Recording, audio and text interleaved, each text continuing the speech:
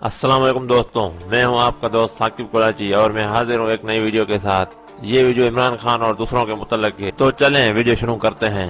دا Royal Islamic strategic studies ایک ادارہ ہے جو ہر سال 50 بااثر مسلمانوں کی لسٹ شائع کرتا ہے جو ایک کتاب کی صورت میں ہوتے ہیں، جس نے اس سال یعنی کہ 2020 کے لیے عمران خان کو مین آف دا ایئر کا ایوارڈ دیا ہے۔ حقیقت میں عمران خان کو اس لسٹ میں پہلے نمبر پر نہیں رکھا گیا، بلکہ عمران خان اس لسٹ میں 16ویں نمبر پر ہے۔ لیکن 2019 میں کشمیر کے لیے جو اقوام متحدہ میں عمران خان نے تقریر کی تھی اور جو RSS کے بارے میں عمران خان کا نظریہ رہا ہے اور جو ہر معاملات میں کشمیر اور مسلمانوں کی رہنمائی کرتے ہیں عمران خان، اس وجہ سے عمران خان کو مین آف دا ایئر کے لیے سلیکٹ کیا گیا ہے۔ لیکن 50 بااثر لوگوں کو شامل کرنے کے لیے 13 کیٹیگریز ہیں، جس میں میڈیا، سیلیبریٹیز، کرکٹ اسٹارز، قرآن پڑھنے والے قاری، آرٹ اور کلچر سے تعلق رکھنے والے بزنس مین یا پھر سیاستدان یا پھر کوئی حکمران ہو سکتے ہیں۔ کتاب کے حساب سے جسے وومن آف دا ایئر کا ایوارڈ دیا گیا ہے وہ ہے راشدہ طالب، جو کانگریس امریکن پارلیمنٹ کی ایک ممبر ہے، جس نے قرآن پر ہاتھ رکھ کے قسم لی تھی، جو ایک فلسطینین ہے، جو اب تک سب سے زیادہ امریکہ میں پسند کی جانے والی عورت کے طور پر۔ اس سروے کے مطابق عاطف اسلم پاکستان میں سب سے زیادہ سوشل میڈیا پر فالو کی جانے والی شخصیتیں ہیں، جن کے 25 ملین فالوورز ہیں، جن میں انسٹاگرام، فیس بک اور ٹویٹر کے دونوں کے کاؤنٹ کیے جاتے ہیں۔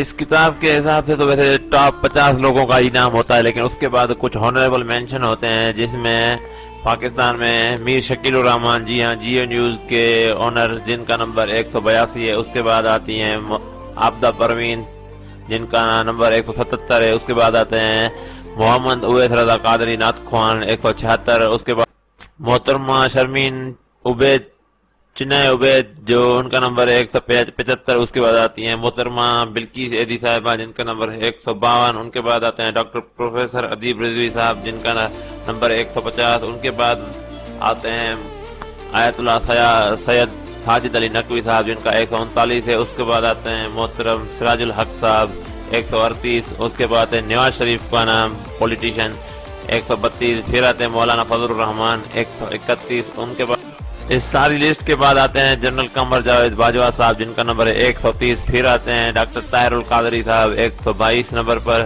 پھر آتی ہیں ملالہ یوسفزئی 110 نمبر پر۔ اور پھر آتے ہیں شیخ محمد الیاس اطارت قادری، جن کا نمبر ہے 109۔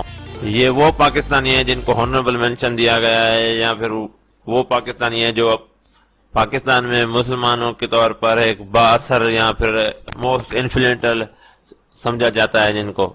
اس لسٹ میں جو پہلے نمبر پر ہیں وہ ہیں شیخ محمد تقی عثمانی صاحب، جو اسکالر ہیں اور دیوبندی لیڈر ہیں۔ وہ اس ساری کتاب میں پہلے نمبر پر ہیں اور ایک پاکستانی بھی ہیں۔ ان کے مدرسے دارالعلوم کراچی میں 10,000 طلبہ ایک کی وقت میں تعلیم لیتے ہیں، اور انہوں نے 140 کے قریب ہی کتابیں لکھی ہیں یا پھر ترجمہ کی ہیں انگلش، عربی، اردو میں۔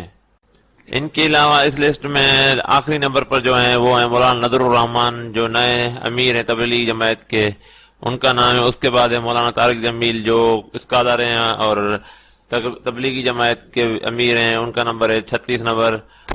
اب آتے ہیں اپنی اصل جگہ پر، عمران خان پر۔ عمران خان کو جب 2017 میں شامل کیا گیا تھا تب ان کا نمبر تھا 450، اور جب 2018 میں ان کو ایک سال ہو چکا تھا شامل ہوئے تب بھی ان کا نمبر تھا 450، یعنی کہ عمران خان آخری نمبروں پر آتے تھے۔ لیکن 2019 میں جب وہ الیکشن جیت چکے تھے اس کے بعد ان کا نمبر تھا 29، لیکن جب 2020 کی لسٹ نکلی اس میں ان کا نمبر ہے 16، کیونکہ وہ سب سے زیادہ کشمیر اور مسلمانوں کی بات کرتے ہیں ہر جگہ پر، یہاں تک کہ اقوام متحدہ میں کشمیر اور انڈیا کے مسلمانوں پر ہونے والے ظلم، روگینیا مسلمانوں پر ہونے والے ظلم کرتے رہتے ہیں عام طور۔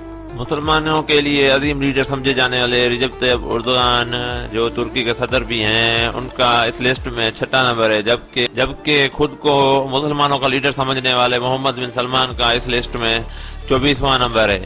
عمران خان کے بارے میں لکھا گیا ہے کہ وہ کرپشن کے خلاف بہت زیادہ ایکٹیو ہیں اور وہ اکانومی کو ٹھیک کرنے کے لیے، پاکستان کو ترقی دینے کے لیے ہر ممکن کوشش کر رہے ہیں۔ میری آپ کو یہ صلاح ہے کہ آپ یہ کتاب ضرور پڑھیں، یہ فری میں اویلیبل ہے نیٹ پر، اور میں اس کی لنک بھی ڈسکرپشن میں دے رہا ہوں۔